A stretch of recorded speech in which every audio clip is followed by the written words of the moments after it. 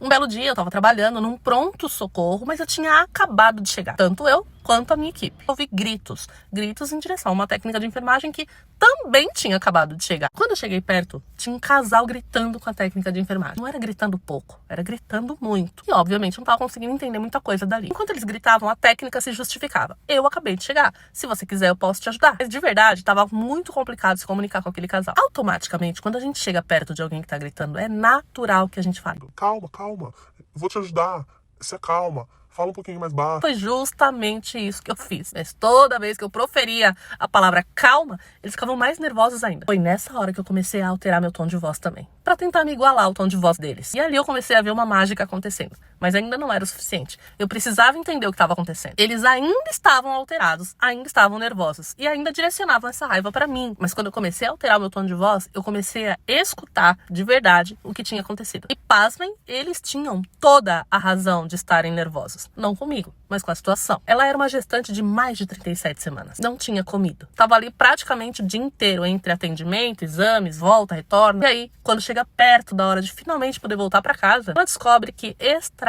perderam um resultado de ultrassom, que era o último exame que ela precisava fazer para finalmente poder voltar para casa dela. Lembrando que tudo isso eu escutei aos gritos. Foi nessa hora que eu comecei a gritar também. E não, isso não é modo de dizer, eu realmente comecei a gritar. Mas isso é um absurdo. Como que pode? Uma gestante aqui dentro querendo cuidado, querendo atendimento e ninguém faz nada e ainda pedem o seu exame? Isso não pode acontecer, isso é um absurdo. Eu usei palavras que ela estava usando, usei movimentos que ela estava fazendo e usei o tom de voz que ela estava usando desde o início. Como num passe de mágica, eu passei de adversária a parceira deles na luta por um bom atendimento. E isso chama rapport. Na comunicação, é mais como uma conexão. Posso falar?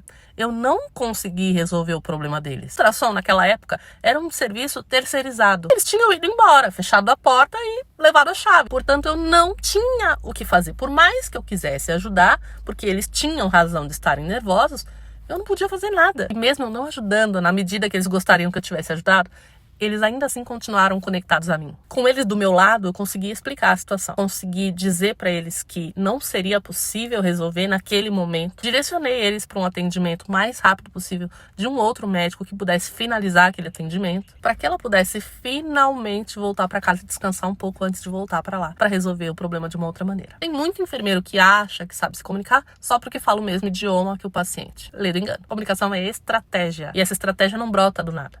Ela vem do conhecimento. Eu nunca tinha visto um curso de comunicação específico para o pessoal da enfermagem, até criar o laboratório da comunicação. Quando você é o profissional que sabe se comunicar, sua vida muda para muito melhor.